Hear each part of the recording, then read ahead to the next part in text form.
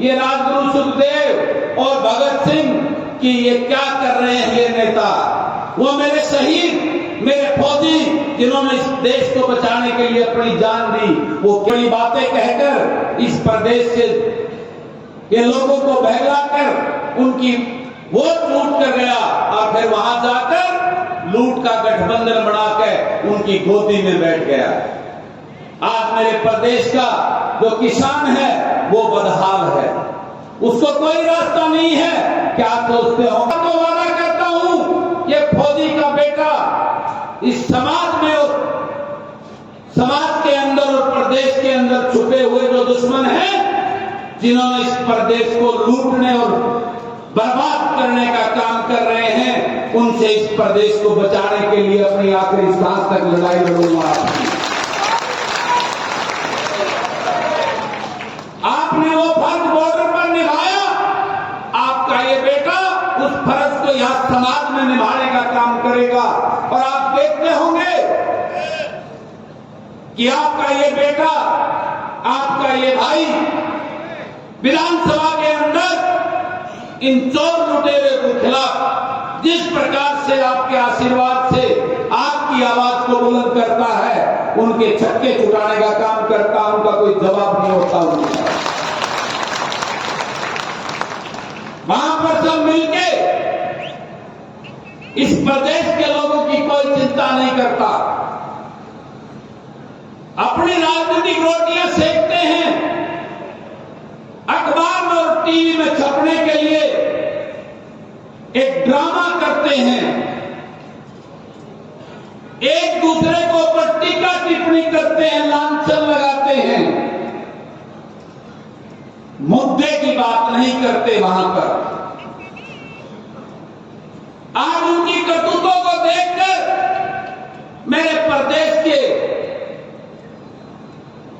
नागरिकों के हालात को देखकर इन शहीदों की जिन्होंने इस देश को आजाद कराया, उनकी आत्मा शायद रोती होगी कि किसके लिए हमने अपने प्राणों की आहुति दे दी। आज ये कैसा है मेरा भारत देश और उसका प्रदेश ये हरियाणा। यहां के राजनीतिक दल के नेता सिवाय अपनी वोट की राजनीति करने के इस प्रदेश के किसी वर्ग की कोई चिंता नहीं करते। आज प्रदेश बदहाली की तरफ है।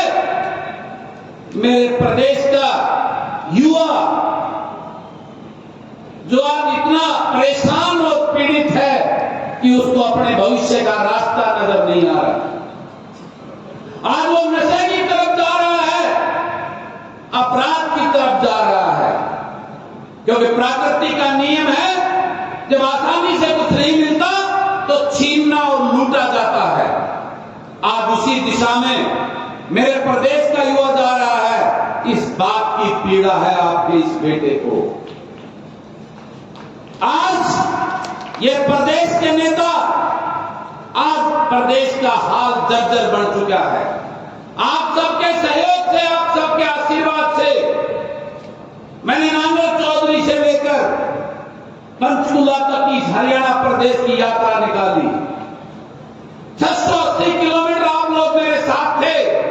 आपने देखा होगा जिस प्रकार की व्यथाएं मैंने वहां माताओं से सुनी, बुजुर्गों से सुनी, उनके मन पर पीड़ा, एक तकलीफ देखी अपने बच्चों के लिए कि उनको रास्ते में कोई रास्ता नजर नहीं आ रहा, उनके लिए नौकरियों के रास्ते बंद कर दिए गए इस सरकार ने। ये झूठी और तानाशाह सरकार आज मेरे प्रदेश के युवा को बर्बाद करने पे तुली है। उसकी हर नीतियां सिवाय इस प्रदेश को लूटने के अलावा और इस प्रदेश को बर्बाद करने के अलावा एक भी ऐसी नहीं है, सिवाय झूठ बोलने के, सपने दिखाने के, झूठी बातें सदन के अंदर सरेआम झूठ बोला जाता है। आपने देखा होगा मैं कितनी बार विधानसभा में उनके ऊपर सवाल करता हूं तो उनके पास कोई जवाब नहीं होता। आपने कल भी देखा होगा मुख्यमंत्री सरेआम झूठ बोल रहा है, उप मुख्यमंत्री सरेआम झूठ बोल रहा है कि हमने सभी नुकसान हुई फसलों का मुआवजा दे दिया। जब मैंने खड़ा होकर पूछा कि बताइए जल भराव में हजारों एकड़ जो पिछले हाउस में आपने वादा किया था 7,000 रुपए प्रति एकड़ किसान को दोगे, मेरे महम के एक भी किसान को 1 रुपया मिला हो तो मुझे बताइए आप। उनके पास कोई जवाब नहीं था।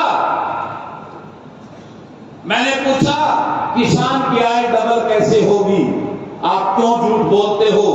आपने देखा होगा कि ट्यूबवेल के नाम पर जब चर्चा हुई तो मुख्यमंत्री खड़े होकर कहते हैं ट्यूबवेल नहीं दिए जा सकते इतने, अगर सबको ट्यूबवेल देना चाहते हो तो बिल में मैं हाउस में एक बिल लेके आता हूं ट्यूबवेलों की सब्सिडी खत्म करने का। वारे मेरे प्रदेश के मुखिया, इस किसान से इतनी नफरत क्यों है? उसके हर चीज को काटना चाहते हो आप। जब मैंने खड़ा होकर जवाब मांगा तो उनके पास कोई जवाब नहीं था। इस प्रदेश का उप मुख्यमंत्री जो बड़ी